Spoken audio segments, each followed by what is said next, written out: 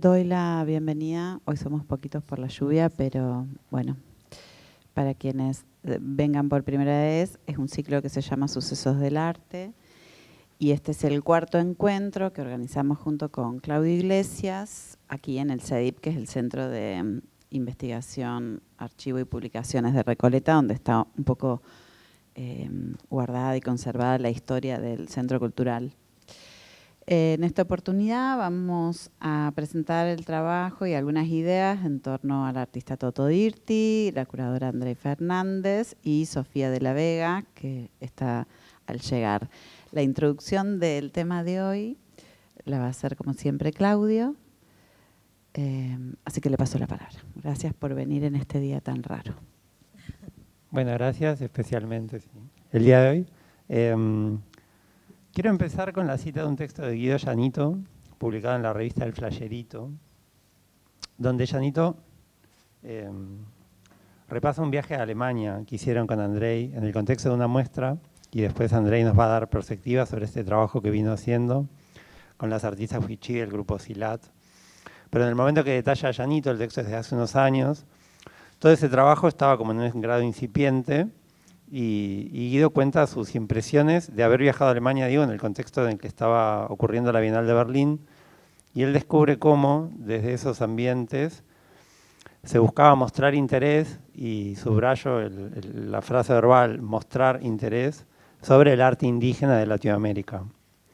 Ese es un poco, son esos los ambientes hegemónicos a los que se refiere la consigna de hoy.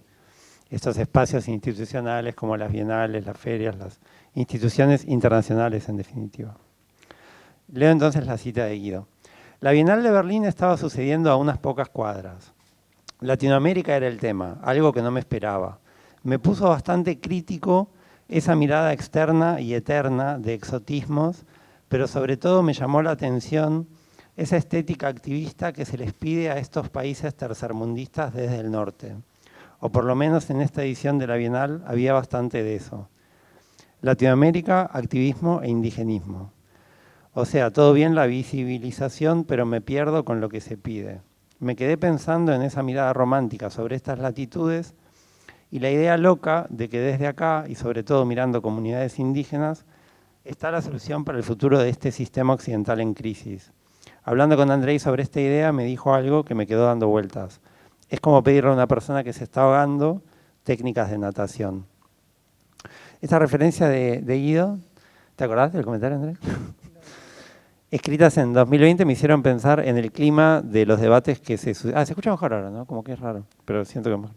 En el clima de los debates que se suscitaron alrededor de la crisis de 2001 en Argentina, un momento en el que también había bastante atención internacional sobre lo que se hacía acá, y se buscaba mucho arte político, también como, entre comillas, solución, en este caso, a los conceptos como neoliberalismo, globalización, no como un poco lo mismo, como una situación global que puede ser como el neoliberalismo y sus problemas, buscar la solución en un país que estaba en ese momento en crisis.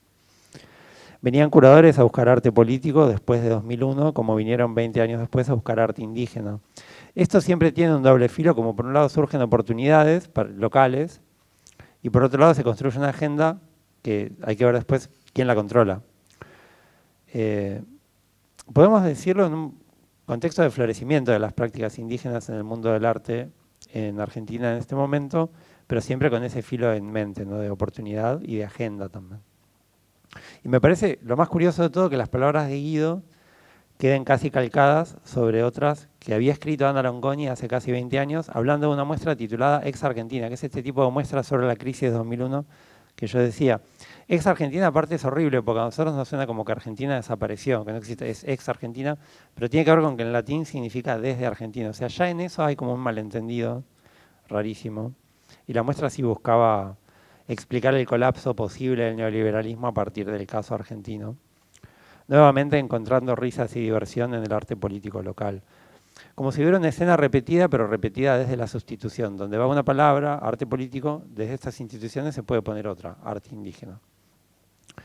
Estos debates, además, tenemos que traducirlos a las coordenadas locales, donde vamos, en Buenos Aires, Argentina en general, vamos quedando un poco lejos de la agenda política, y hablo desde el Estado ahora, ¿no? En Argentina, vamos quedando un poco lejos de la agenda políticamente correcta y progresista de esa Bienal de Berlín. En el mundo del arte en Buenos Aires estamos en un momento de repliegue de la percepción política de la realidad, del tipo de discurso que se fomenta institucionalmente. O sea, el arte indígena no es la prioridad de las instituciones artísticas de Buenos Aires, ni mucho menos. Ni las instituciones, o más bien las instituciones y el mercado primario, las galerías se fueron acomodando a una especie de retorno al orden de la pureza estética, como obras de gran tamaño, un poco lo que hablábamos en la reunión anterior, hablamos un poco de eso, el artista de perfil canchero, y una especie de imaginación de que hay un boom comercial en ciernes. Y la agenda queer o la agenda postcolonialista queda en retirada. Creo que el término para caracterizar este proceso sería la desexotización. Y si nos parecía mal la exotización, de la que hablaba Guido, podríamos pensar que la desexotización es peor, el momento en el que el mundo del arte se sobrenormaliza, deja de mirar la disidencia y la subalternidad, y entonces se entrega a la hegemonía en cuanto tal, como de primera, ¿no? Sin criticarla, sin ponerla en entredicho, sin hacer ese esfuerzo de mostrar interés, sin caretearla, se podría decir. De la visibilización como demanda que mencionaba Guido, se vuelve a la invisibilización por defecto. Me parece que es algo que resuena en el... ¿Cómo es exactamente todo el título de la muestra, de tu exhibición? ¿Tienes que agarrar el micrófono? ¿Está prendida? Sí. Hola, ahí. La muestra se llama Estoy pensando seriamente en volcarme a la abstracción. Ese me gusta. Como que a mí es algo que como que resuena de esto que venía diciendo, creo que veo en ese título. Y lo digo a título personal, no que sea exactamente un sentido que vos hayas pensado o que esté presente, pero a mí me resonó ese título de Estoy pensando en pasarme. Como que la palabra abstracción, en este contexto, me sonaba como sinónimo de ese arte que en una situación de crisis solo ofrece silencio y confort. Y que alguien que viene de pensar en otros temas, piense en pasarse a eso, me parecía que como que me sonaba a jugar una broma con cierto oportunismo. Me sonaba de una forma graciosa a un personaje que busca salvarse, pero salvarse en términos económicos, como que suena a especulación. Estoy pensando en pasarme, estoy pensando en pasarme a dólares, estoy pensando en... Es volcarme igual. Volcarme. Sí, pero bueno, igual va por ahí un poco, sí. Como que la persona está especulando con lo que hace. Y en esa resonancia siento que hay algo para mirar, como en ese tipo de actitud. De vuelta, alguien que viene de una posición más de estar en otro lado, como ponerse en ese lugar del especulador. Como la pregunta también sería cómo especular desde la chique, desde adaptarnos a un mundo del arte que se achica y que se vuelve más tautológico, más idéntico a sí mismo. Sofía de la Vega, que está al caer, y que después nos va a poner en tema, escribió este año un artículo donde se refiere al proceso de la hegemonía cultural, tal como tiene lugar en la literatura argentina actual, y que produce, dice, falta de imaginación. Al final, no mirar lo distinto, lo otro, mirarnos siempre entre personas supuestamente iguales, genera una esfera pública reducida y estática. Pero hay formas de jugar con esa normalidad también, como de actuar la normalización, creo. Y tiene que ver con ese compuesto verbal, ¿no? De pensar en pasarse o cómo era. O pasarse pensando, darse vuelta de forma deliberada, con la conciencia de estar dándose vuelta. Como que me pregunto cómo un artista queer puede jugar el juego de la normalidad y jugar con ese personaje de artista macho comercialmente exitoso, y cómo en general desde una posición de subalternidad se puede de vuelta generar esa parodia, esa caricatura de normalidad. Me parecía ya para terminar como que está bueno pensar en estos temas no desde un lugar de tristeza, porque sería fácil decir, bueno, acá nosotros, pobrecitos, Europa, los ambientes hegemónicos, etcétera, como estar en el lugar de la queja, los centros de poder, cosas por el estilo. Y me parecía mejor pensar como desde nosotros mismos también. Ahora por último vuelvo a lo que decía Andrei respecto de las prácticas artísticas indígenas y cómo fueron tratadas en el contexto de la patrimonialización de la artesanía. O sea, como el arte que hacen comunidades indígenas que circula en los circuitos de la artesanía. Circuitos a cargo muchas veces de estados provinciales, etc. Y lo que vos te escuché decir, que me pareció una idea que me quedó, es que en ese aparato a las artistas indígenas las deja en desventaja, pero que se pueden hacer cosas para que haya un paulatino pasarse de estas personas al mundo del arte, ¿no? y al contexto de interpretación del arte contemporáneo. Y también ese pasaje me parece que involucra una decisión deliberada. Como, pienso en general, si no es un momento donde tenemos como que cuidar a los artistas, a las personas, sobre todo a personas que tienen como un entorno que los puede volver como más vulnerables. Y si ese cuidado no puede también tomar la forma de estos pasajes, de prestar atención a esas oportunidades que permitan que alguien esté en una mejor situación. Y me parece que la historia del arte, podría decir, está hecha de estos momentos donde las oportunidades explotan de forma muy intensa en el tiempo, en un lapso de tiempo. Ahora sí, Andrei, te doy la palabra. Bueno, gracias por la invitación y la provocación, ¿no? Principalmente. Bueno, varias cosas. O sea, yo había preparado una presentación, pero escuchándote me dan ganas como más de contestarte un poco lo que vos planteás, que hacer el relato que yo había pensado para compartir mi trabajo, ¿no? Hay varias cosas. Primero que yo creo que muchas veces aquí se habla de Argentina cuando en realidad se está hablando de Buenos Aires, ¿no? Eso lo sentimos muy fuertemente las personas que no vivimos en Buenos Aires y es una constante. Yo no veo que el arte indígena en este país esté en agenda o esté muy presente, ni que haya una búsqueda, ni que estén viniendo curadores a buscarlo. Yo no lo veo desde mi punto de vista. Yo vivo en Tucumán y trabajo en el norte de Argentina, especialmente en las provincias de Jujuy y de Salta.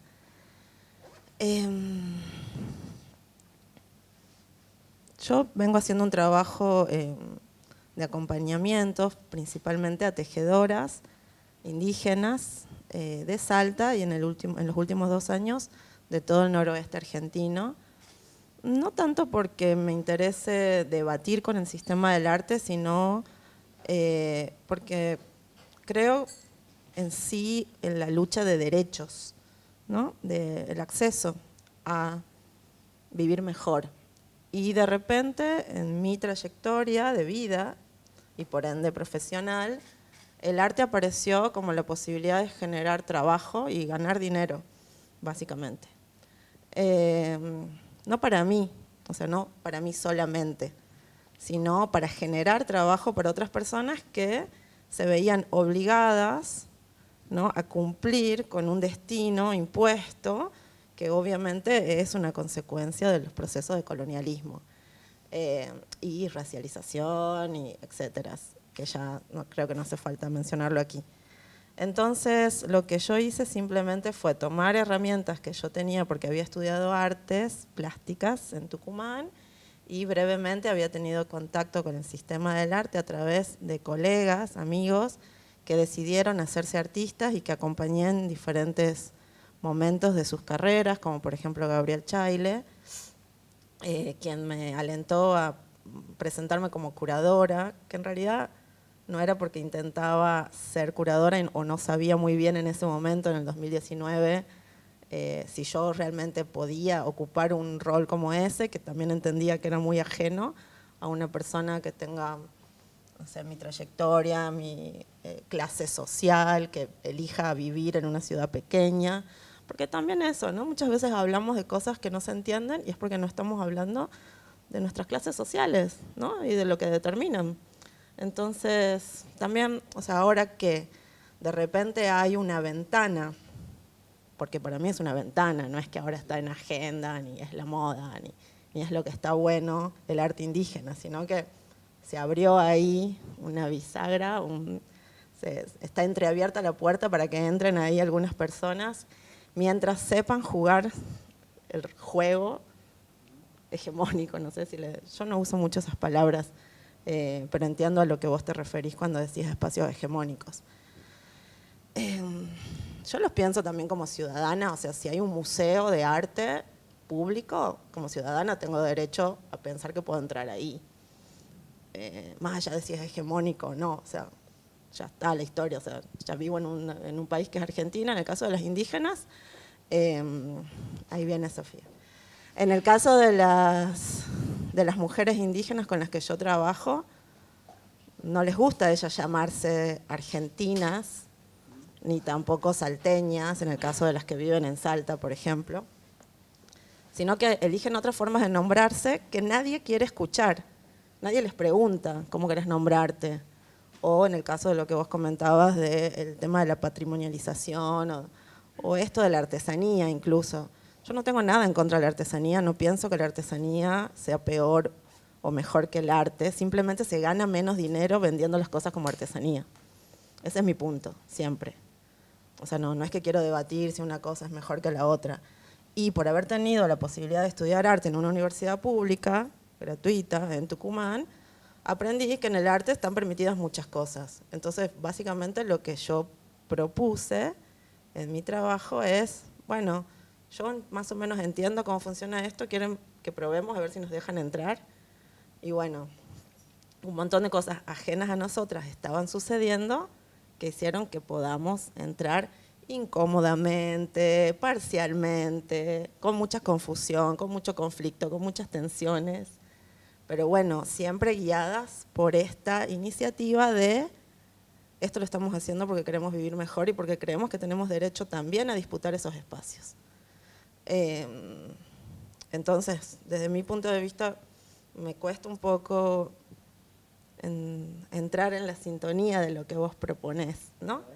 No, yo siento que dijimos cosas muy en sintonía, solo que yo usé la palabra oportunidad y el hecho de que haya una agenda que se construye desde esos espacios, pero no como algo malo, como justamente como una oportunidad. Y en cuanto a la visita de figuras internacionales, es un poco, pienso en situaciones de visibilidad a las que se refería a Janito en general. No, me parece que estamos más de acuerdo de lo que sonó por ahí. Pero si querés que... Sí, quizás en el modo, ¿no? Pero no hay problema con eso, es parte, ¿no?, del trabajo, sí. de dialogar. Pienso, por ejemplo, lo que vos decías de una situación donde se puede, como decir, se abrió una ventana. Y esa ventana siento que tiene que ver con eso, como va a haber una situación que por ahí sea incómoda en cuanto a que del otro lado haya instituciones que están mostrando interés en algo, pero que claramente tiene que ver con generar oportunidades para las personas, como lo que vos decías.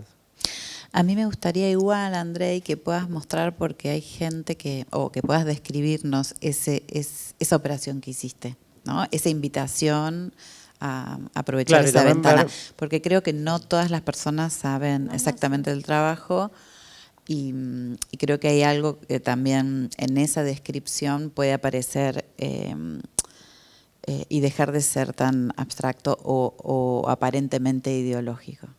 Dale. Bueno, yo traje algunos testimonios, 3, no se asusten, de mujeres con las que trabajo, que son tejedoras del norte de Argentina, y también un poco había mirado un poco del trabajo de Toto, que no sabía que le decían Toto, pero bueno, ahora sí sé, y Sofía, y entonces como que se me ocurrió este título de Volcar la imaginación, que unía un poco lo que había visto, un poco de lo que había visto de los dos, y que tenía que ver con un testimonio que había escuchado de voz de una tejedora.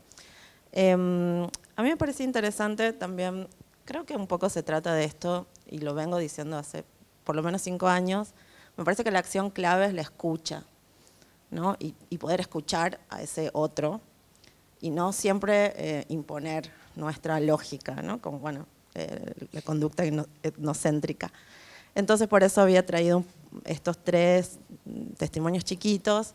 Este es de Celeste Valero, que dice: los textiles me hablan del presente, porque sus dadores de vida aún estamos aquí. En un momento me cuestioné, ¿por qué la historia la siguen contando otros? Dicen que desaparecimos. ¿Es cierto que algo muere? Sigue constante la idea de que los indígenas ya no están más. Para muchos es conveniente pensar que los indígenas solo existimos en el pasado, porque molestamos, exigimos derechos, defendemos el territorio del extractivismo y protegemos el equilibrio con la tierra. Luego de reconocerme y conocer sobre mis raíces, recorrí muchas comunidades, visité a mis hermanas tejedoras en sus hogares y miré eso que mis padres me cuentan. territorios aún sanos, tecnologías indígenas que dan vida a los textiles hoy. Me dije a mí misma, ¿quién está contando nuestra historia y cómo? Y después Margarita Ramírez, que es fundadora de una cooperativa en Catamarca, traje esta cita de ella, dice: nosotras no creamos inventando, sino que comprendemos lo que ya está. Trabajamos desde la unidad entre el presente y el pasado. La pregunta es cómo hacer esta unidad con esta mezcla. Yo trabajo entre la técnica y la ceremonia. Hice un montón de cosas lindas que se fueron. Esto le voy a pasar ahora. Y aquí un testimonio de Clara Guerra que dice: esta es una guarda incaica muy común aquí en Amaicha. Amaicha es una localidad de Tucumán. Muchos decimos que es una guarda pampa, pero yo creo que es amaicheña. Se usa mucho, siempre hay guardas. Nosotros la tenemos a esta, que está en todos lados. Es así como una escalerita, claro. Yo inventé esto otra vez. Hice de nuevo lo que hacía la mamita. Después las inventé otra vez, estas guarditas y otras que son inventadas por mí. Pero resulta que cuando yo empiezo a andar, a salir, a ver, a fijarme, existen ellas, existen en otras cosas, existen en otros tejidos, existen en ollas también. Claro, como una memoria también existen ahí esas guardas. Yo creía que yo las inventé porque las tenía en la cabeza, las hacía porque me gustaba. Yo inventaba, pero resulta que otra vez estaban en otra cosa. Esto también a mí me parece, yo la escuché, fuimos a visitarla a un puesto en la feria que tiene en Amaicha y contó esto y lo grabamos. Y para mí es como un testimonio clave, ¿no? Para entender como la relación que tienen estas personas, estas otras, con la producción de las imágenes. Y también algo que yo entendí trabajando con tejedoras es que es el valor de la repetición y no la copia como un problema, ¿no? Que bueno, desde nuestra mirada occidental siempre lo es. Bueno, yo empecé en el 2015 a trabajar en el Chaco salteño, en un municipio que se llama Santa Victoria Este, que está en la triple frontera de Argentina, Paraguay y Bolivia. Entonces, bueno, son fronteras un poco difusas, así como se ve un poco el horizonte en esta foto, son esas fronteras. Entonces, no se le dice ni Bolivia, ni Argentina, ni Paraguay, se le dice el Chaco, que es el Gran Chaco, ¿no? Yo llegué allá trabajando en principio con un proyecto de comunicación comunitaria y nuestro proyecto de comunicación empezaba con, como siempre, los proyectos de desarrollo social, territoriales, con un diagnóstico. Entonces, cuando hacemos el diagnóstico para saber qué le pasaba a esta gente que vivía acá y qué quería contar en la radio en ese momento, porque era un tiempo donde todavía se estaba hablando mucho de la ley de medios, que no había salido en el 2012, y apoyando desde el Estado, en la última etapa del gobierno de Cristina, del 2015, a las radios comunitarias. Se invitaba a todas las organizaciones sociales que si querían tener una radio, el AFCA en ese momento les mandaba una antena y les ayudaba a armar su radio. Entonces nosotros habíamos armado una radio con otros compañeros de militancia, que yo venía trabajando con organizaciones de derechos humanos en Tucumán, y así llegué allá, y cuando escuchamos a las mujeres, todas decían que lo que querían era de alguna forma salvar a su tejido, porque era como que el tejido se estaba apagando, no decían muriendo, ¿no? Pero estaba como débil, porque se había convertido en una moneda de cambio. Las mujeres hacían su tejido ancestral para conseguir comida, porque el monte ya no les daba la comida como antes, no es que podían ir y buscar animales, frutas, entonces iban al almacén y cambiaban sus tejidos por bolsas de azúcar, harina y fideos. Dentro de eso empecé a notar que la gente usaba este tipo de bolsas, que no son las bolsas ancestrales, tradicionales, no están hechas con la fibra vegetal, que hoy se valora mucho el chaguar, sino que eran bolsas, que ellas les llaman yicas cuando hablan en español, que usan todas las personas que viven en la región y estaban hechas con materiales reciclados, sintéticos, y tenían algunas imágenes de las abstracciones ancestrales y otras caricaturas que se encontraban en los comercios a los que tienen acceso. Ahí es que invitamos a Guido Llanito a que trabaje con nosotras y él propuso que eso que hacían en las bolsas lo hagan en una sola obra grande entre varias personas y esa obra la llevamos a una exposición en Berlín en el año 2020, en plena pandemia del COVID-19, a una exposición que yo curé que se llamó La escucha y los vientos y tenía un subtítulo que era Relatos e inscripciones del Gran Chaco.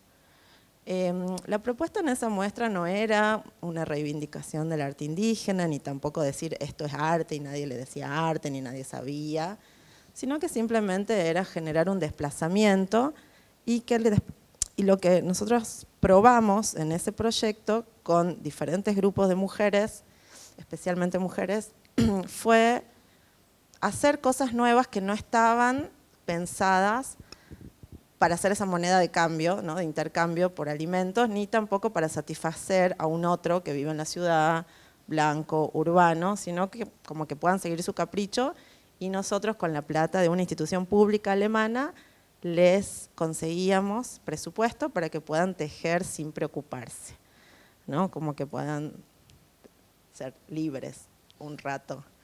Y bueno, hicieron esta pieza y otras más. Después que volvimos de Alemania, al año siguiente hicimos una exposición en la sede de la Cajonat, que es la organización que nuclea 200 comunidades indígenas de 5 pueblos de este territorio y que ha sido la encargada de luchar junto al CELS, una organización de abogados que se involucran en temáticas de derechos humanos, les ayudaron a que se reconozca que son dueñas de este territorio, pero la organización La Cajonat no quiso que se divida la propiedad, el territorio como propiedad privada, sino que sea un territorio comunitario. Entonces, son 400.000 hectáreas donde viven estas 200 comunidades y todo el territorio le pertenece a todas las comunidades, o sea, todos los pueden usar. El desafío ahí es hacer los acuerdos de uso, ¿no? del territorio. Entonces, yo trabajando con ellas también comprendí que ese pensamiento, que estaba muy claro en el territorio, no estaba tan claro, pero también está presente en relación a las imágenes, ¿no? Las imágenes son un territorio comunitario también, que cualquier mujer que sienta pertenencia a ese pueblo, en este caso, la puede usar, la puede repetir, la puede copiar y la puede vender o puede hacer con ella lo que quiera. Entonces,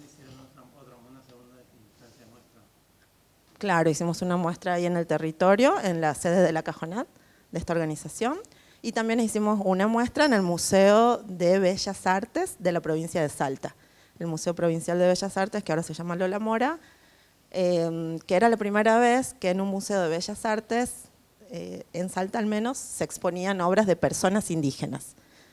Nosotros nunca forzamos, y hasta el día de hoy, no forzamos a llamarlas artistas, ¿no? Porque no necesariamente tienen claro, al ser de otra cultura, a qué le llamamos arte y pueden habitar espacios de arte sin nombrarse como artistas. Por ahí se llaman tejedoras o no sé, una palabra en su idioma que es difícil de traducir, entonces pueden hacerlo. De hecho, Claudia Alarcón, después de un proceso de varios años de trabajo, decidió empezar a llamarse artista. Ella dice siempre artista y tejedora, ¿no? Como que no se queda solo con artista. Y también lo dice artista wichí, que wichí en su idioma significa gente, persona, como la mayoría de los idiomas de los pueblos, no sé, mapuche, ¿no? Como persona. Artista gente es bueno. Claro, es artista gente. Y ella se enoja mucho cuando decimos, o sea, se enoja, le incomoda, no le gusta que digamos indígena, como que, ¿qué es esa palabra, no? Y yo le explico, no, bueno, es que legalmente, o sea, ante la Corte Interamericana de Derechos Humanos, ustedes son indígenas y eso los hace acceder a derechos extraordinarios, ¿no? Entonces, tenemos que decir indígenas de vez en cuando porque, bueno, ya, como ser ciudadana argentina, ¿no? Bueno, te sirve tener el DNI, aunque no nos guste, o sea, accedes a cosas por medio de eso. Y bueno, también en el arte pasa, si se aclara que es artista indígena, a veces puede entrar a otros lugares, pero nuestra intención no es que entren a lugares porque son indígenas, sino que entren a lugares porque hacen imágenes maravillosas y que pueden circular igual que circulan las imágenes de otras personas que son de otras culturas, ¿no? Simplemente.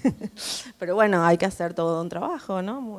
Porque hay mucho racismo, ¿no? Todo constante, permanente, cotidiano.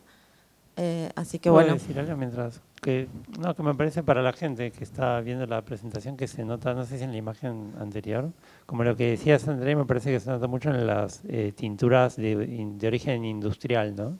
Siendo que la producción en fibra de shower estaba muy asociada a los pigmentos naturales y demás. Y creo que ahí eso como que rompe la expectativa que se puede formar la persona que está viendo, ¿no? Sí, es esta técnica, o sea, el camino Claro. es este, ¿no? Ellos ya hacían estas bolsas Claro. Con crochet, que es una técnica que se hace en todo el mundo y que imita a otros puntos, a otras técnicas más complejas. Y usan lana acrílica, que tiene plástico, que la compran, que viene de China. La compran del lado de Bolivia, que es más barato. Y esto está, bueno, estas fotos son de una galería, Proyectos Ultravioleta en Guatemala, y son piezas hechas con lana acrílica con la técnica de crochet. Para mí, por el proceso de trabajo que tengo con ellas, estas son las piezas donde ellas más se divierten, ¿no? Donde más juegan y aparece una especie de surrealismo en el que mezclan diferentes cosas que tienen en su cabeza, en su imaginación. Más psicodélicas también. Pero bueno, estas son las que menos se venden. No son las que...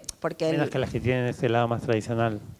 Claro, porque los compradores buscan lo puro, ¿no? Lo auténtico, lo vegetal, lo artesanal, lo que se hizo con dolor incluso, ¿no?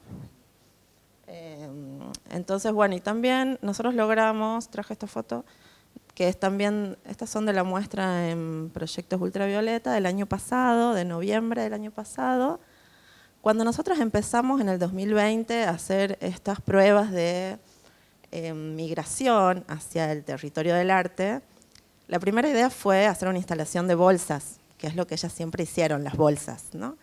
Y ahí, bueno, el consejo de Guido fue no, porque se va a ver como artesanía. Tienen que hacer una obra grande y así se va a leer como arte. No, esa fue la operación básica que hicimos al principio. Y después de varios años de trabajar y el año pasado habiendo sido parte expositoras en la Bienal de Venecia, dijimos, bueno, quizás ahora si ponemos las bolsas, o sea, ¿Están preparados para ese debate? Se puede, ¿no? Se puede. Entonces hicimos esta instalación que para nosotras fue muy importante hacerla porque fue la primera vez que logramos que todas las mujeres que son parte de la organización, hoy es una organización de 105 mujeres que se llama SILAT, que la lideresa territorial es Claudia Alarcón y yo trabajo con ellas en hacer la mediación hacia afuera, ¿no? Como que hago de puente para el vínculo con instituciones y también para salir del país, principalmente porque casi no trabajamos aquí en Argentina, no porque no queramos, sino porque no hay espacios ni recursos y tampoco tanto interés, la verdad. Entonces, bueno, pudimos hacer esta instalación donde cada una de las integrantes del colectivo SILAT hizo una bolsa con sus colores preferidos, esas sí están hechos con shower y también queda como un muestrario, ¿no? De las diferentes geometrías que son parte del lenguaje visual del pueblo wichí. Y para terminar, después de que avanzamos bastante con SILAT, dijimos, bueno, podemos replicar de alguna manera lo que hicimos con este grupo y también lo que tuvimos que generar fueron como espacios de escuela, ¿no? Como una especie de talleres de arte, como por lo menos para entender o para proponer otras maneras de hacer que puedan entrar al territorio del arte. Entonces creamos con Ale Miraji, que es una artista y también docente de Tucumán, un proyecto que se llama Textiles Semillas, que al poco tiempo de iniciar se transformó en una unión de tejedoras, artistas y activistas del norte de Argentina, que se llama Unión Textiles Semillas y ahora le decimos UTS. Y ahí trabajamos hoy con 300 tejedoras y estamos haciendo semestralmente encuentros donde hacemos talleres, donde se hacen experimentaciones, se cambian escalas, se hacen reemplazos de técnicas o de formas y sobre todo vamos cambiando la forma en la que se muestran los tejidos, que lo que estamos diciendo en este último tiempo no es que dejan de ser utilitarios, sino que se privilegia el uso contemplativo. Y para terminar traigo este pequeño texto. Claudia Aybar, que es una maestra randera, que es un grupo de tejedoras de Tucumán del sur, al contar qué es para ella el trabajo textil, afirma que se trata de volcar la imaginación. En diferentes testimonios las tejedoras hablan de ese derrame de la imaginación. Aparece como la potencia de un nuevo quizás. Ese vuelco que pueden las imaginaciones es lo que da lugar a reconocer un nuevo nosotras, un nosotras complejo que habilita nuevas alianzas para pensar qué hace que unirnos importe, qué alienta el tejido, qué enlaza, qué imagina y con qué problemática se contornea. La imaginación puede crecer, puede inundar, puede transformar. La imaginación también se siembra, es lo que creemos desde Textiles Semillas principalmente, y al crecer asombra, teje, cicatriza, que es algo que también aparece mucho, la cicatrización como la sanación, y une.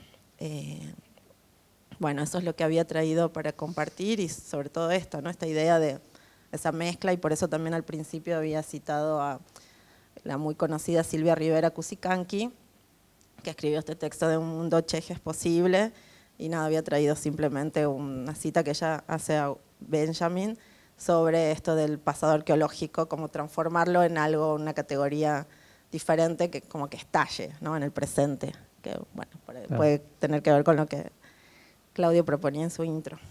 Bueno, muchas gracias, Andrei. Está buenísimo. Después seguimos con las preguntas y todo.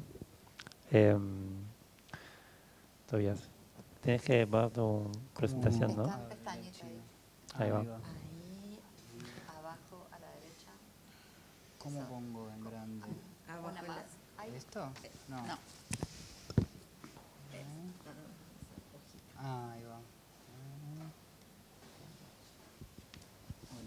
Hola a todos. Bueno, gracias por invitarme a la charla, a Claudia y a Carla. Bueno, yo voy a hablar de mi última muestra individual en la Galería Isla Flotante, que es la galería con la que trabajo hace ya un tiempo. Esta sería la quinta o sexta muestra individual, o sea, dependiendo si tomo la muestra que hice en dúo con Norberto Gómez o no, pero bueno, más o menos son 6 presentaciones que hicimos juntos. La muestra se llamó Estoy pensando seriamente en volcarme a la abstracción. Estos son, no sé si se llegan a ver bien, pero son los flyers que usé. Un poco ya desde el nombre, bueno, como vos me decías, Claudio, la idea era generar como esta idea de como una expectativa en el salto de la figuración a la abstracción, o sea, pensando que bueno, en un público que quizás ya conozca mi trabajo, o también abierto como a cualquier persona, no hace falta como saber que vengo desde la figuración, pero me parecía divertido esto de un artista haciendo una declaración como de estoy pensando seriamente en volcarme a la abstracción, ya planteándolo como un problema y como una duda. También un poco para pensar el presente como una duda también, ¿no? Como que no sabemos bien cómo va a ser el futuro y no sabemos qué ideas vamos a tener sobre el pasado tampoco, ni cómo va a ser visto lo que estamos haciendo en el pasado. Entonces me parecía divertido esto del artista dudando, más en esta época que siento que todo el tiempo tenemos que tener certezas, como que todo no sé, para aplicar o sea, que te seleccionen un proyecto en una institución o un fondo o algo, tenés que tener un statement, tenés que tener como tus ideas muy claras. Y yo quería romper un poco con eso y hacer pública una duda. Como estoy pensando, o sea, estoy evaluando si me conviene o no volcarme a la abstracción. Entonces un poco era ese juego. Y sí, viene como de... Yo suelo trabajar como la fantasía. Quizás por eso como que algunos curadores o personas que escribieron sobre mi trabajo como dicen que yo trabajo desde el surrealismo. Y yo tomé eso y lo hice parte de mi statement y como que trabajé sobre eso bastante, pero no sé si quiero ser un artista surrealista o no sé si quiero ser todo el tiempo un artista surrealista, capaz que me quiero dedicar a la abstracción, no sé. Entonces como que lo planteaba desde ese lugar. También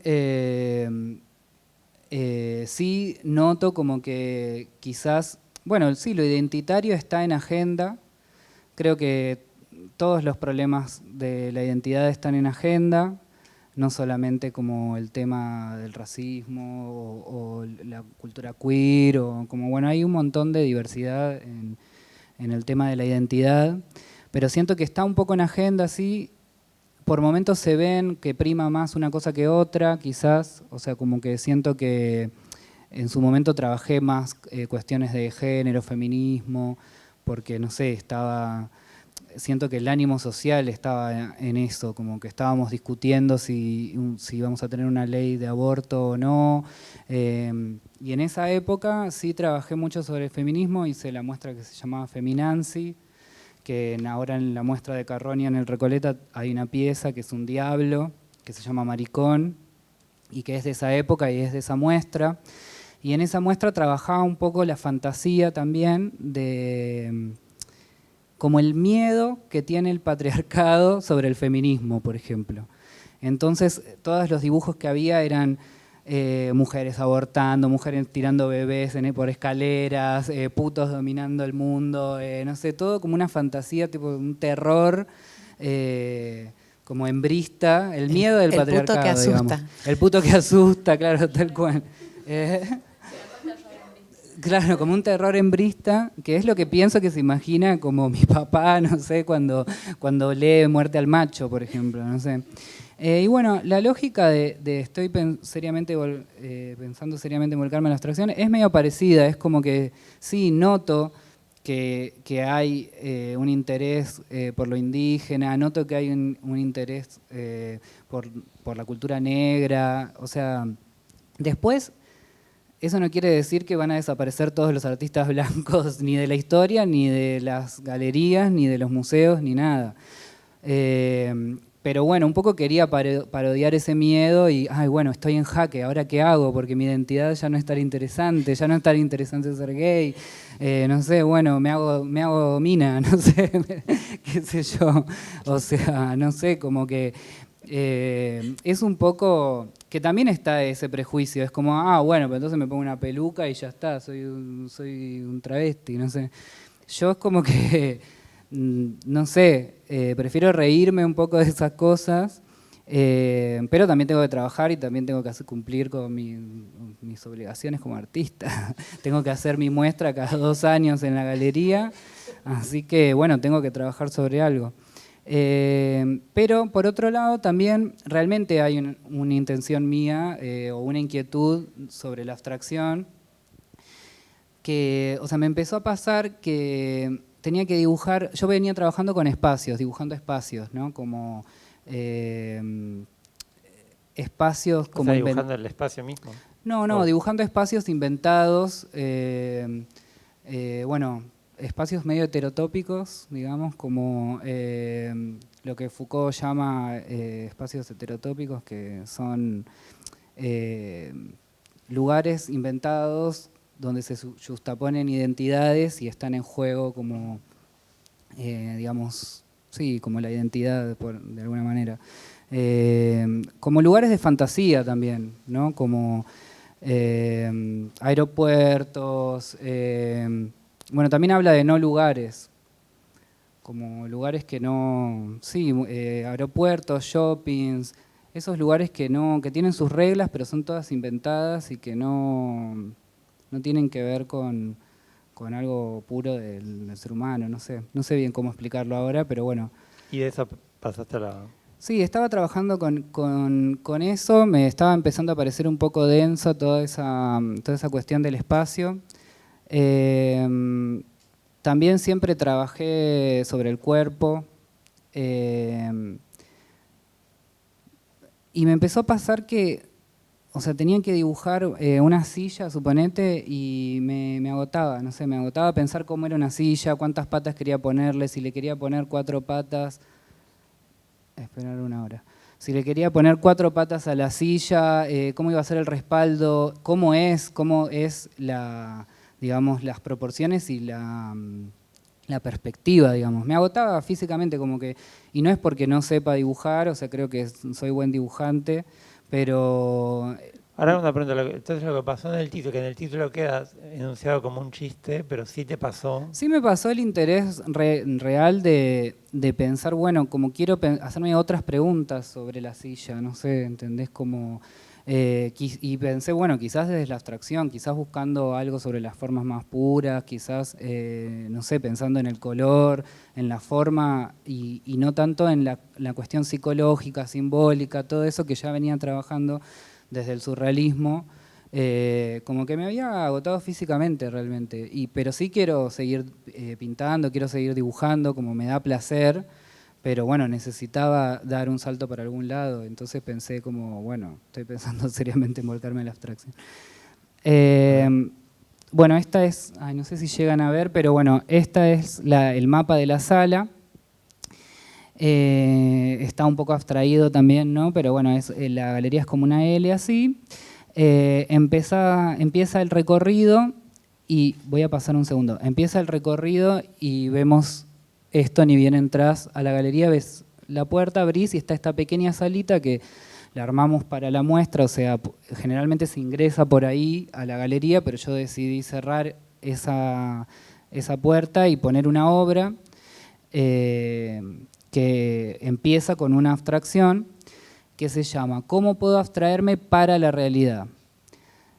En vez de la realidad, es para la realidad. Un poco también tiene que ver con por qué la abstracción, ¿no? Como que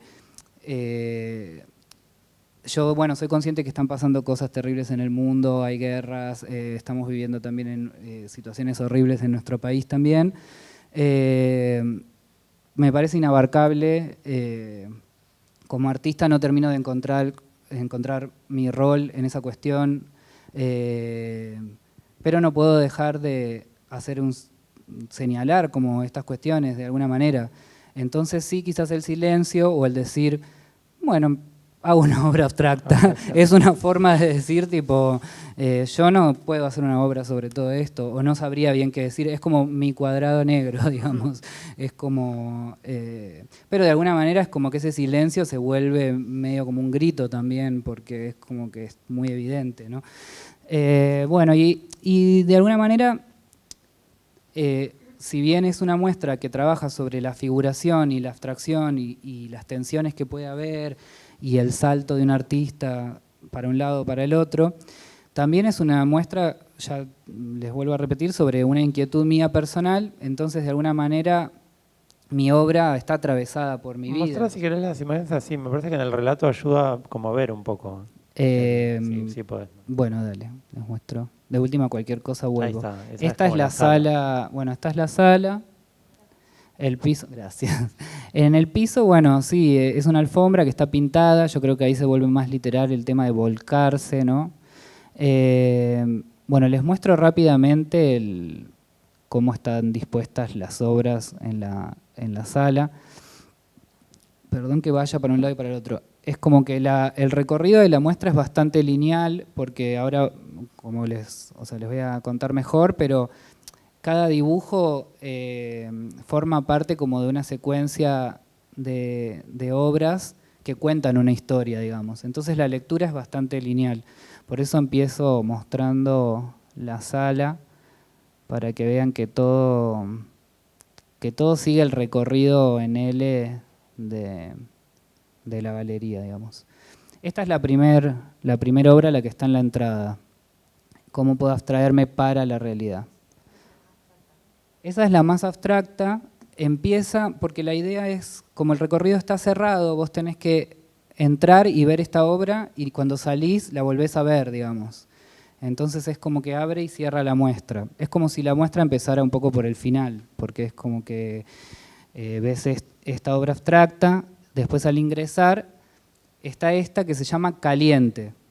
El título de cada de cada obra va a intentar responder esta pregunta primera de cómo puedo abstraerme para la realidad. Entonces es como son como unas instrucciones. Caliente, pensando en eso, leyendo sobre eso, probando nuevos gestos, dibujando, escapando de aquello, volcándome seriamente en esto. Ese sería como el proceso que hace el artista para volcarse a la abstracción. Después, bueno, estas son más sobre espacio, son las 3 obras que están en la otra pared, digamos, bueno. Estas tienen más que ver con el espacio, o sea, con los espacios, por eso es la obra un poco anterior, es como que refiere más a lo que venía haciendo antes. Igual está esta tensión también entre el espacio más figurado, como con la mesa. Esta se llama escritorio cueva. Están las herramientas, no sé si se llegan a ver, pero hay un martillo, están como las herramientas de trabajo, digamos, que están en mi taller. Y al lado está la cueva, que vendría a ser como más el inconsciente, la mente, el espíritu, como todas esas cosas que en realidad no tienen una forma de representarse, sino es desde la abstracción, digamos. Que a su vez, bueno, yo elijo igual representarlas con mis manos, creando siluetas con mis manos y deformándolas, estirándolas para armar lo que es la cueva. Son estas 3, esta es taller cueva y esta es cueva galería. Bueno, las fotos no le hacen mucha justicia, pero y el PowerPoint, bueno, se ve mejor en la compu, pero bueno, sí, igual ya cerró la muestra. Me pueden agregar a Instagram, Tobias Dirty.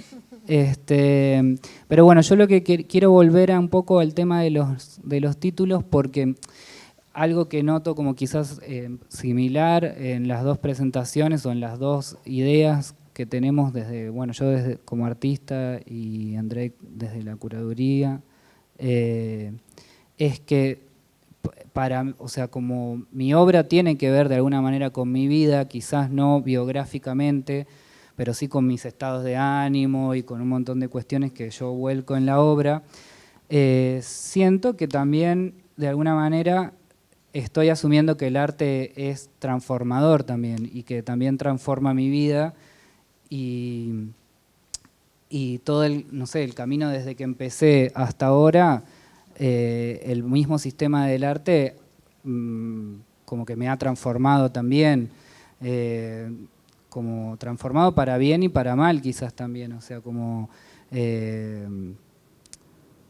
bueno, eso, como pulir una piedra, por ejemplo, no sé, como que le tenés que sacar partes, bueno, yo siento que sí, que el sistema del arte me ha sacado partes de mí, o he tenido que dejar partes atrás, o tuve que cambiar y nunca... Crecer, cambiar, no siempre es todo placentero también, como que, bueno, puede haber dolor, pueden haber un montón de cuestiones. Pero sí siento que también soy una persona que no soy una comunidad yo en sí mismo, pero sí tengo que pensar estrategias para posicionarme o para moverme en el mundo del arte si quiero seguir avanzando en mi carrera, digamos, como que, y a veces con la suerte de tener curadores que me ayudan en ese camino y otras veces tengo que ser yo la persona que piensa mis estrategias y todo. ¿Puedo hacer un comentario Sí. sobre eso? Me parece que es también lindo que hay humor como que en los títulos y ¿no? Pero el humor es lo que ayuda a dejar como flotando lo que sería una posición, eso de como de autocompasiva. claro, Sí. y de mostrar como heroicamente tu lugar como artista y como que Sí. siento que paso por ahí, como que se puede ver, que puede dar como un cómplice la pintura o la obra que hagas o la muestra, que no sea necesariamente la persona que quizá vaya a comprarla, como quizá hay una separación. Igual yo dije seriamente que estaba pensando. Aparte, seriamente. O sea, como que hay una parte que es seria, sí. Bueno. Pero sí, obviamente que está el humor también, pero bueno, no deja de ser verdad, digamos, que sí que es que hay que transformarse. De verdad. Sí. Claro, mejor. No, eso de estar probando también, sí, o sea, hay una suerte de vulnerabilidad en la que me pongo al exponer mi idea de volcarme a otra cosa o de la duda. Igual, bueno, también está un poco ficcionado también, ¿no? O sea, como sabía perfectamente la muestra que quería hacer, pero bueno, sí es cierto que hay momentos de incertidumbre, digamos, en el arte. Y después, ¿qué me decías sobre el humor? No, eso podemos ir después en las preguntas también conversarlo más en detalle, que me parece que hay como un momento en el cual el humor ayuda a que quede flotando algo de ese sentido más fuerte que tendría ser un artista que se pasa a hacer cuadros abstractos, que podría ser como Sí, también el chiste. es medio gracioso también pensarlo en el sentido de que uno va construyendo también como un cuerpo de obra y también posicionando obras en el mercado, por decir de alguna manera. Me da un poco de cringe hablar de estas cosas porque es como que... No, pero es el lugar, sí. bueno, ok. Digo, bueno, sí, uno va posicionando obras en un mercado que también te va a demandar un poco... Continuidad, claro. Entonces es como que yo siento que estoy o construí una carrera, o estoy construyendo una carrera en la que tengo la libertad de hacer lo que quiero o pienso que puedo hacer lo que quiero, digamos. Igual es cierto que o sea, los coleccionistas buscan una obra que pueda ser reconocida, que tenga tu sello, que tenga tu marca. Pero bueno, yo estoy tratando de revelarme en el sentido de que si quiero hacer abstracción se lo van a tener que bancar, no sé.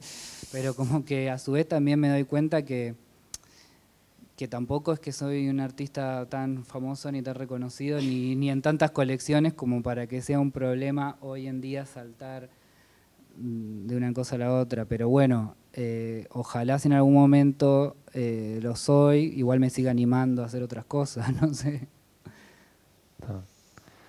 Bueno, gracias, Toto. Chicos, me agarró calor. Estuvo muy bien. Vamos a los minutos que quedan para Sofía. ¿Y la presentación? ¿Cómo la busco? Sí, ahí está. Pero ¿puedo cambiar de lugar? Dale. Cambia, sí.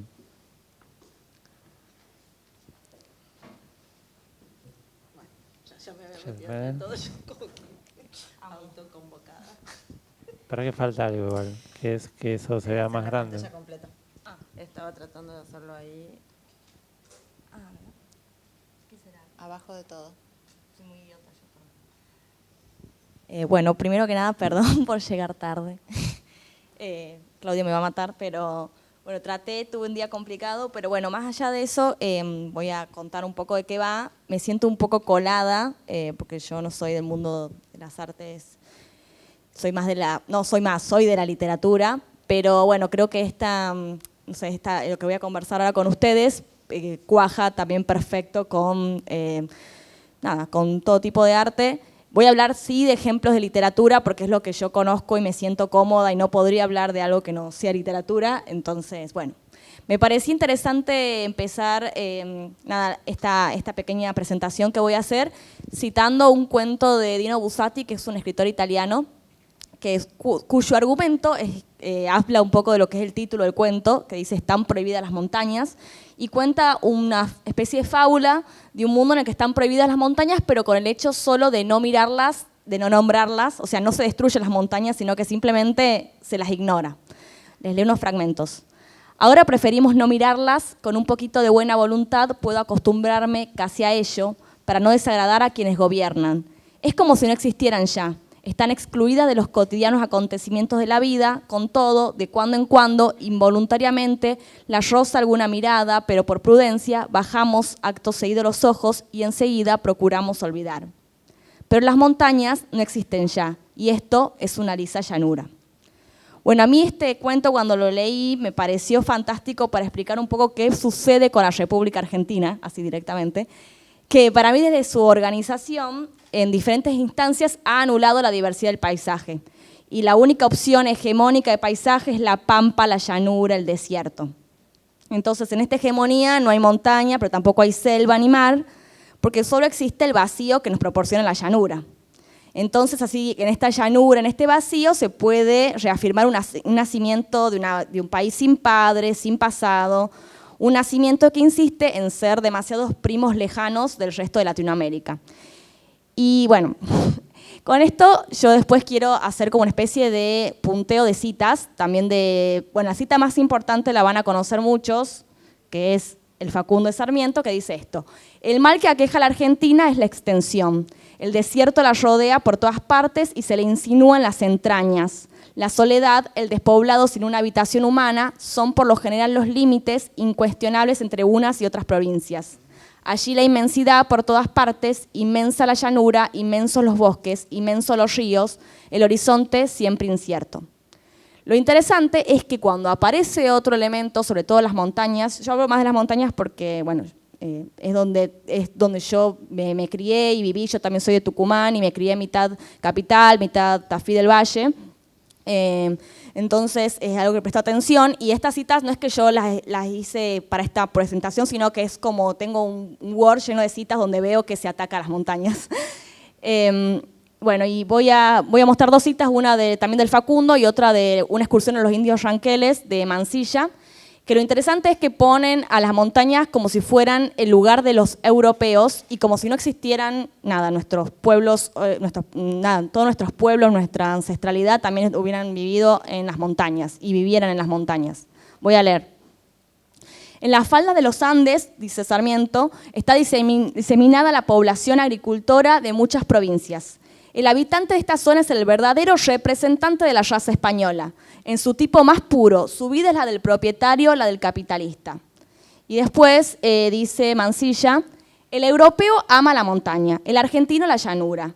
Eso caracteriza dos tendencias. Desde las alturas físicas se contempla mejor las alturas morales, ojo. Los pueblos más libres y felices del mundo son los que viven en los picos de la tierra.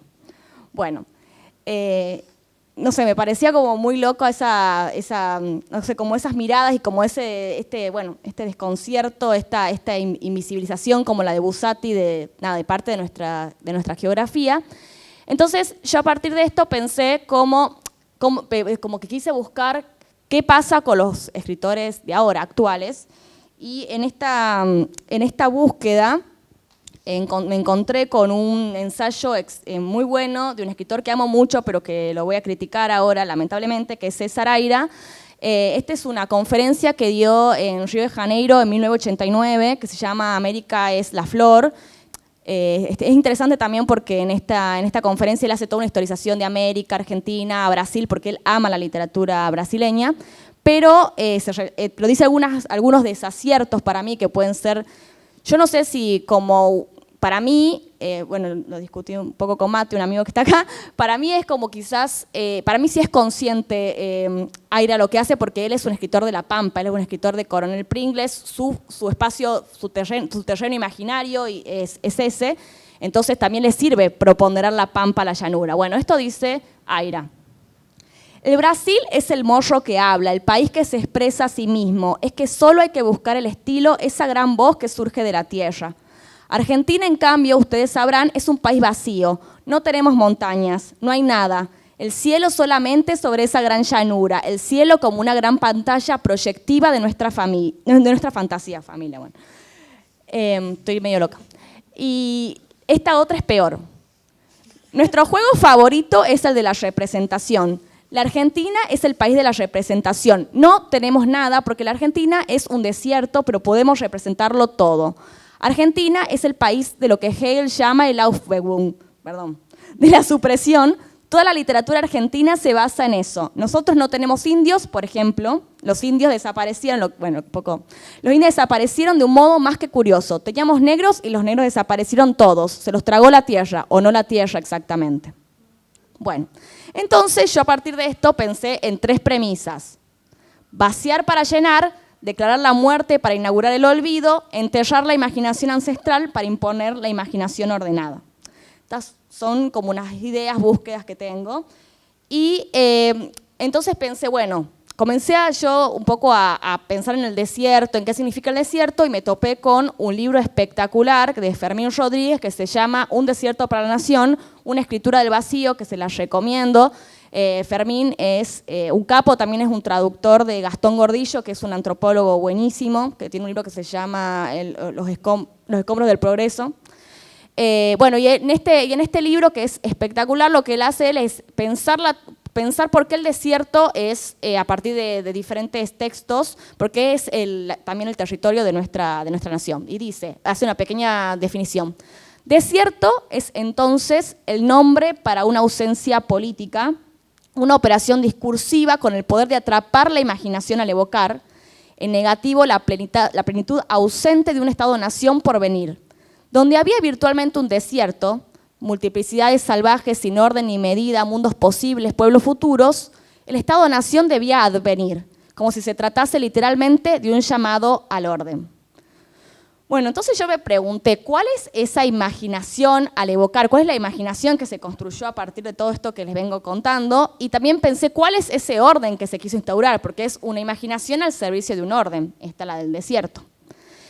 Y muy loco fue que yo había escrito un ensayo, esto lo comencé a ver, es una investigación que inauguré este año, y yo el año pasado había publicado en esta revista que se la recomiendo, que se llama Los Años 20, este es su primer número, va a salir este año otro, es una revista que se dedica como a pensar polémicas del arte, la literatura, el teatro, el cine en nuestro país, y ahí está. Quiere sacar una foto para el chivo. No, pero está bueno porque es muy difícil imprimir, todos sabemos, y es una revista que la está haciendo todo artesanalmente y que está promoviendo como estas instancias de pensamiento. Bueno, yo había escrito un ensayo que se llamaba ¿Dónde está la imaginación?, que un poco me preguntaba por qué me aburrían tanto los libros de ahora. O sea, básicamente esa era la premisa. ¿Por qué yo agarraba no cualquier, pero en su mayoría, muchos libros contemporáneos me generaban desencuentro, desasosiego, aburrimiento, pero no un aburrimiento bueno, sino un aburrimiento de sentirme como en una estancia de mucha superficialidad. Entonces, a partir de esa pregunta que me decía por qué me aburría, me di cuenta que lo que me pasaba es que me faltaba imaginación en esos libros. Que aparte notaba que eran obras que eran reiterativas en un mismo territorio, un mismo tono de voz, un mismo tipo de clase social, las mismas problemáticas. Y aunque para mí estos autores lo hacen totalmente de manera inconsciente, para mí insisten en proponer un orden, quizás, eso como digo, en términos superficiales, porque es inconsciente, pero es un orden que garantiza la supremacía de este desierto. Bueno, quizás hice un lío, pero espero que me estén siguiendo. Bueno, entonces yo me preguntaba, ¿cómo encuentro esa imaginación que falta? ¿Y ustedes qué pensarán? Bueno, no sé. Pero yo me fui a San Francisco de Asís. ¿Por qué? Porque a mí me interesaba pensar, me interesa pensar mucho cómo manejan esta idea de la imaginación las monjas, los místicos, quizás los santos tocados por este deseo extraterrenal. Y lo que me interesaba de San Francisco de Asís era que él, bueno, además que era un escritor muy bueno, hay muchos libros porque él como que le agarraba misticismo, hay diferentes cantares, sobre todo cuando estaba por morir, y él le cantaba sobre todo a la naturaleza, y se decía que él tenía un lobo amansado, un conejo también que no se le separaba, y los pájaros acudían en su canto cuando él rezaba. Entonces me gustaba pensar estas imágenes como metáforas del grado de escucha que tenía el santo. Entonces, a partir de esto pensé, bueno, San Francisco de Asís logra salirse de este mundo, logra percibir otras cosas porque está en un grado de escucha supraterrenal. Entonces, comencé a pensar en este libro de Vincian Desprez que se llama Habitar como pájaro, que es un libro que está muy bueno. Y un poco la excusa de este libro es que Vincian Desprez, que es una filósofa, bueno, está en su casa, tranca, y escucha un mirlo. Así empieza el primer capítulo. Escucha un mirlo que está en su digamos, ¿cómo se llama? Balcón, y ella se da cuenta que le agarra como una especie de abstracción cuando se encuentra con ese mirlo, y que dice que lo que escuchaba era habla, pero en tensión de la belleza, y donde nada más que ese canto importaba. Entonces, después se da cuenta que el peso del mundo podía descansar en ese canto del mirlo, porque mientras él cantaba, ella estaba en silencio y concentrada, aunque estaba en la ciudad.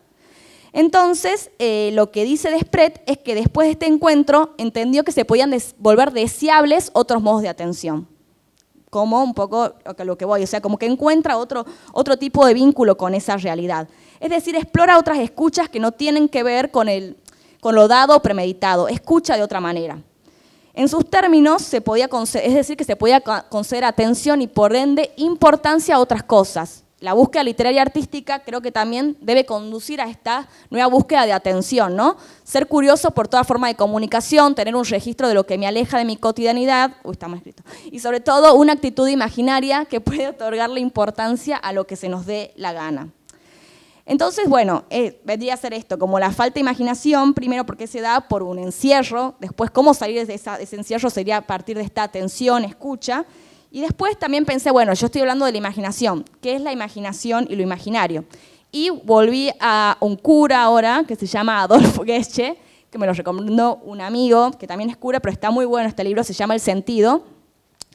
Y él lo que analiza es la imaginación y pone la imaginación literaria sobre la teológica, porque él dice que básicamente la Biblia es literatura y que si no hubiera existido la literatura no hubiera existido la religión, lo cual me parece una locura, y después dice que básicamente analiza primero lo imaginario y concluye que esto no está armado de puro presente, para mí esto tiene que ver bastante con lo que dijo Andrea hace un rato, sino que conlleva toda una tradición hecha de mitos, cuentos y leyendas donde el humano se arraiga y también toma de la infancia de los que imaginan. Esto quiere decir que nuestra imaginación está atada a un contexto histórico y a nuestra propia historia. No hay imaginación desligado de lo que nos rodea. Entonces el imaginario es lo que la vida remueve en nosotros. El imaginario funciona como una abertura del mundo donde entran y salen huellas del pasado digeridas en forma de revelación. Bueno, y después, bueno, él pone la ficción sobre todas las cosas, que para mí es eso, la ficción nos permite descubrir e inventar, ya que lo real se encuentra inserto en todos los campos de lo posible y de lo imaginario que nos constituyen. Y me gusta tomar esta definición que dice, la imaginación como la superficie sin espesor en la que lo visible se solapa o se encalvala con lo invisible y viceversa. Y bueno, entonces esto de lo imaginario, la imaginación sería la ventana, el hueco, la bisagra donde se superponen los cuerpos, los mundos, las lenguas, los territorios. Un poco iría por ahí. Perdón, y eso retomando es lo que decís que no está en la literatura escrita en Buenos Aires, para un poco darle, me parece, el contexto de lo que venís diciendo, el contexto también polémico de lo que escribiste en ese artículo. Sí. Todo esto es lo que decís que no está en la literatura escrita desde la vivencia personal de personas que, según decías recién, quizás no deciden voluntariamente hacer ese silenciamiento, pero colectivamente como grupo, como lo que se escribe, lo que se ve es eso, un borramiento del paisaje cultural que no es el inmediatamente próximo de esas personas que son de acá además. Sí, okay, bueno, yo un poco lo resumí y agregué otras cosas diferentes al ensayo porque me parecía que era reiterativo y porque me quiero alejar un poco del lugar beligerante de atacar, bueno, ustedes hacen cosas aburridas, porque no me parece, pero sí un poco decir, son como caballos que tienen tapados los ojos y que también tiene que ver para mí un poco con una comodidad, ocupan un lugar cómodo porque estamos sobre todo en Buenos Aires, que tiene un sistema literario, librerías, editoriales, que digamos que privilegian ese tipo de voces y que digamos para mí por el tipo de no sé, mundo contemporáneo en el que estamos viviendo, de redes sociales, hay un yo supremo, digamos, que es el que todo el tiempo se busca devolver. Ya no se utiliza la literatura, como diría también un ensayo buenísimo de Águila que se llama Evasión, ya no es una literatura de evasión, sino para seguir viéndonos a nosotros mismos. Entonces, para mí por eso es desertificación, porque se desertifica lo diverso para seguir reproduciendo lo mismo, y por eso no hay esa falta de imaginación.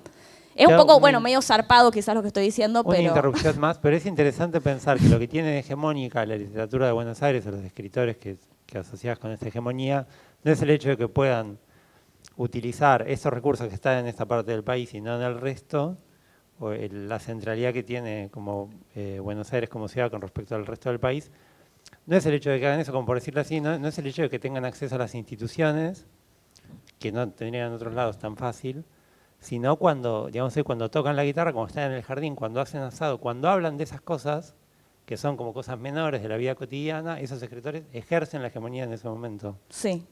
Eso. Bueno, o sea, esto es discutible, pero por eso es divertido hablarlo con ustedes.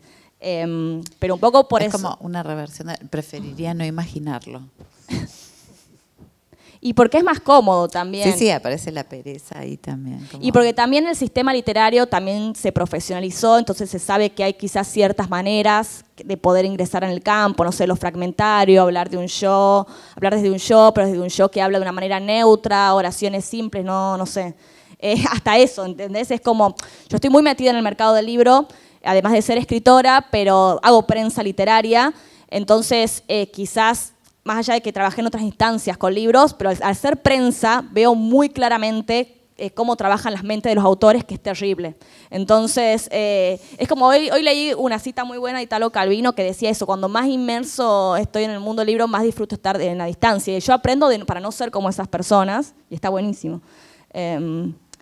Bueno, eso.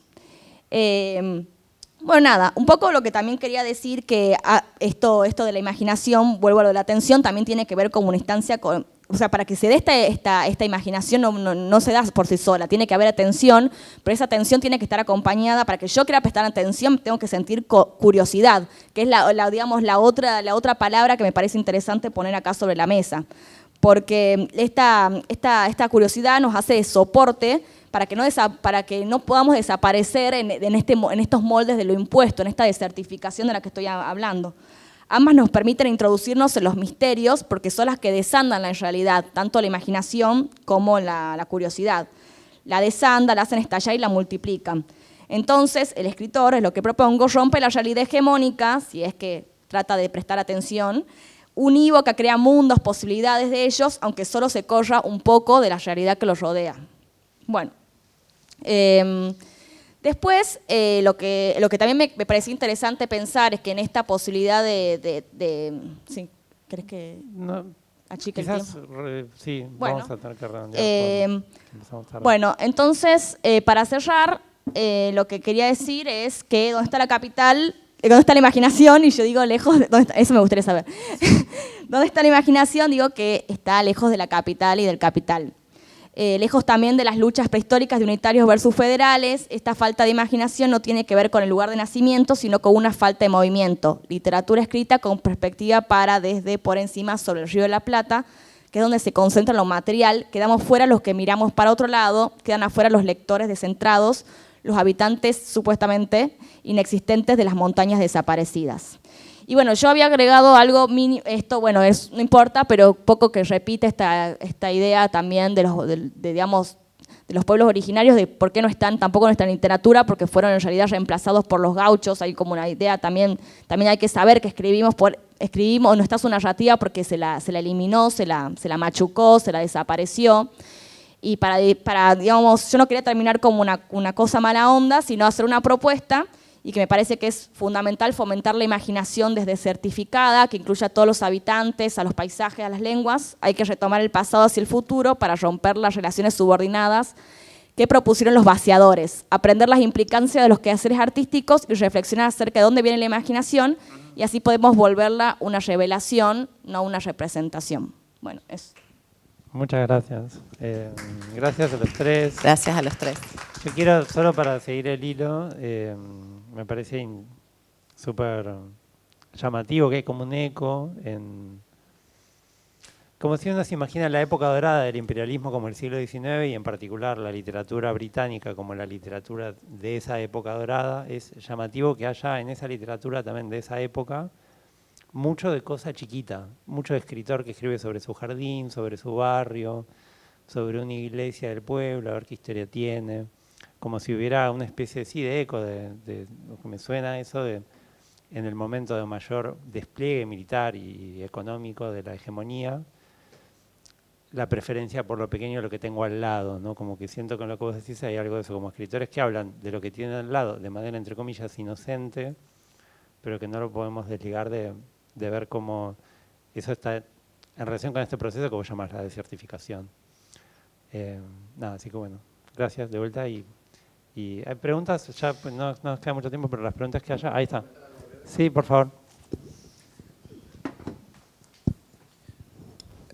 No, particularmente como retomando algunas cosas que por ahí habían dicho y mencionado, que tienen que ver con algo que me quedó resonando de Tobias Dirty, que dijo algo así de posicionar obra, ¿no?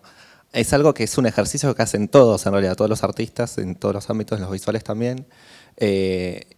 Algo que comentó la muchacha, que no me acuerdo el nombre, pero que tiene que ver con esto de la imaginación al servicio, ¿no? de un poder o de una nación, una idea Estado-nación.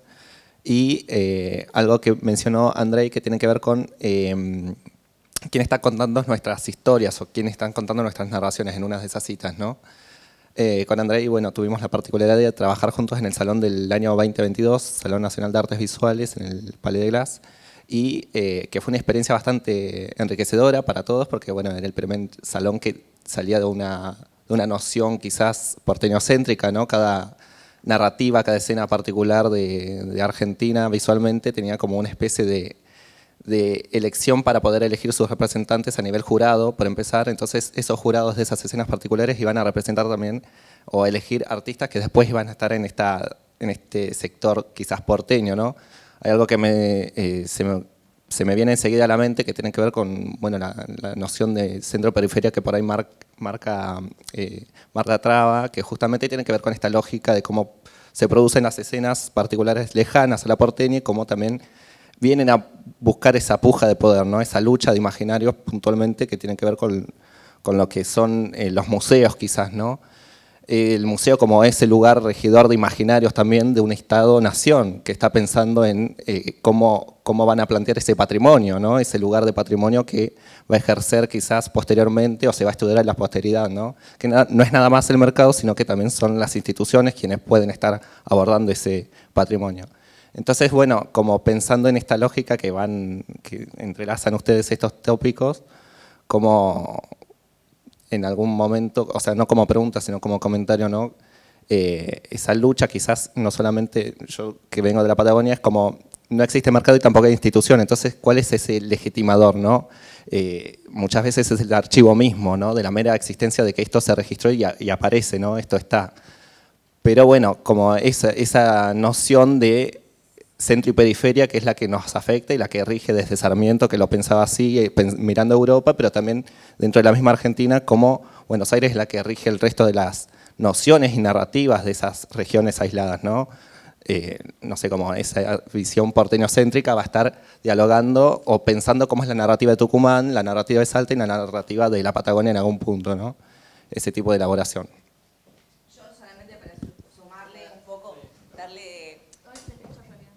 Quizás una cosa más simple, no sé, yo soy de Tucumán también y creo que sabrán que por lo menos en las provincias decimos que Dios está en todos lados, pero atiende en Buenos Aires. Entonces, no sé si a ustedes les resuena, yo durante toda mi carrera lo viví siempre, ¿viste? Entonces cuando quería probar esta cuestión de, bueno, hasta dónde llega mi arte, decía, bueno, me tengo que ir a Buenos Aires para ver cuál es el alcance de lo que estoy haciendo, de lo que estoy produciendo y hasta dónde puedo llegar. Pero llego a este lugar donde está este Dios mercado, Dios imaginación, y siento que hay tanto estímulo que tengo que volver a esas montañas que me contuvieron y que hacen que mi imaginación pueda pensar en todas esas historias que están ahí saltando, yendo de un pueblito al otro, ¿no? Y de hecho, cuando hago mi arte acá,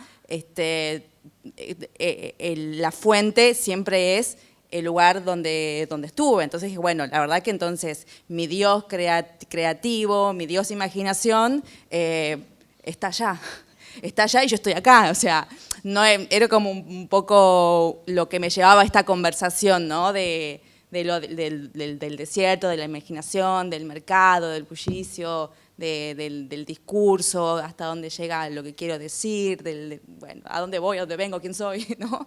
Eso nada más. Yo quería hacer un comentario también.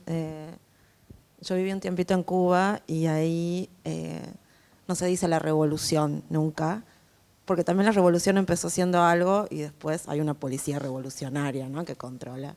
Entonces le dicen la cosa. Entonces es como, la cosa. No, como que no se la nombra, y como vi los títulos de tu obra, eso, no, sí. Estoy en aquello, ¿no? Como... Sí, también algo como de secreto, un poco, como de... Bueno, estamos siendo vigilados, tenemos que decirlo en secreto. Yo no viví en Cuba, pero fui a Cuba. Es una locura. O sea, es realmente como un lugar muy distinto a como estamos acostumbrados, como desde la publicidad, todo, o sea, como las vidrieras tienen publicidades de Buscando a Nemo, que es una película que ya es re vieja, pero está como si fuese una novedad, no sé. Pero igual, nada, no sé, bueno, Cuba es todo un mundo aparte, no sé, todo otro capítulo. Pero sí, pero es cierto que hay algo como de secreto en la manera en la que elegí hablar de eso. Y después otra cosa, hablando de un poco del imaginario, bueno, yo soy de Villa Gesell, no soy de acá de Buenos Aires, y siempre que me preguntan digo que soy de Villa Gesell, y hace como 15 años que vivo acá, pero mi familia es de allá y sigo yendo a buscar eso mismo también, como que, o sea, el lugar donde nací y empecé a pintar y donde quise ser artista, porque por momentos también esta cuestión de que me quiero volcar a la abstracción, bueno, mañana capaz tengo otra inquietud, pero también viene un poco de la frustración, como que yo creo que sí los artistas nos frustramos, como que existe la frustración y como que, bueno, no sé, una manera que yo tengo para luchar contra eso es volver al lugar de donde soy, que por cierto es un imaginario que no está muy abordado tampoco en el arte en Argentina, como la costa no como desde no hay pinturas tanto de la costa o no sé, o por lo menos yo no lo he investigado tanto, pero a veces también me planteo si tendría que hacer un arte representando eso, no sé si realmente va a ser interesante y nunca me convocan como artista cuando están trabajando sobre lo federal ni nada por el estilo, porque No, es un pero lugar donde sobre eso quería decir, no es un un poco territorio entre interesante, creo. lo que decís vos, lo que dijo Sofi sobre el movimiento, lo que decía Sonia y Andrei. Digo, hay algo como de esa condición desplazada biográfica o de las obras o de la palabra en este caso. La mayoría de que estamos acá no somos porteños, por ejemplo, no es casual. Pero, digo, esa condición como migrante de eso que vamos haciendo, voluntades o imaginarios, va a ser siempre una condición medio suspendida, ¿no? Como, digo, sin caer en la tragedia de quienes migran por problemas mucho más graves que los imaginarios. Creo que sí se puede sostener estas biografías y estos trabajos tan distintos que nos propusieron hoy, desde ese lugar como migrante, ¿no? Digo, la idea del desplazamiento como oportunidad nace también ahí.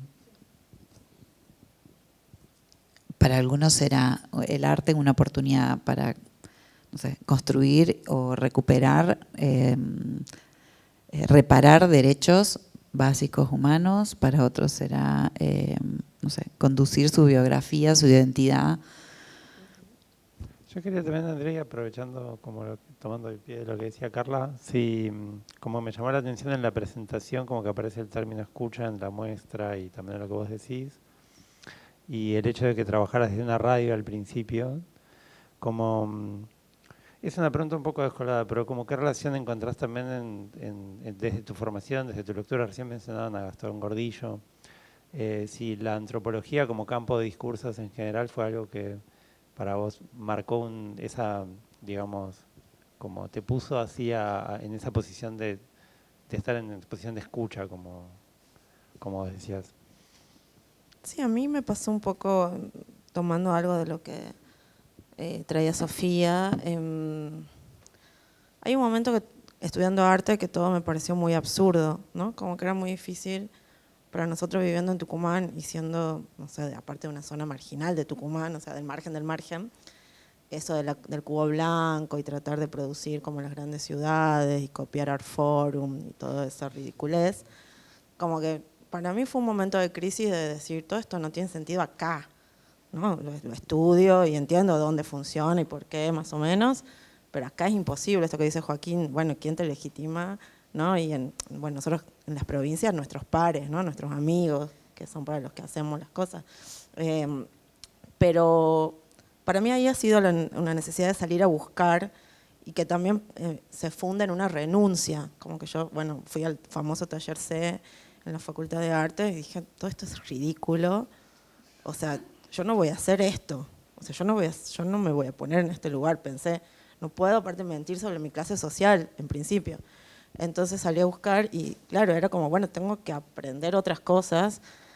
Y hay un momento que te das cuenta que lo más interesante que hay para aprender no está escrito en los libros, ¿no? Entonces ahí tenés que escuchar a las personas y escuchar a los pájaros y mirar. O sea, cuando decimos escucha, no solo nos referimos al oído, sino como esa atención, ¿no? Como, entonces, nada, yo aprendí y sigo aprendiendo ahí, y nosotras siempre decimos con las chicas de SILAT, estamos haciendo algo que nunca habíamos imaginado.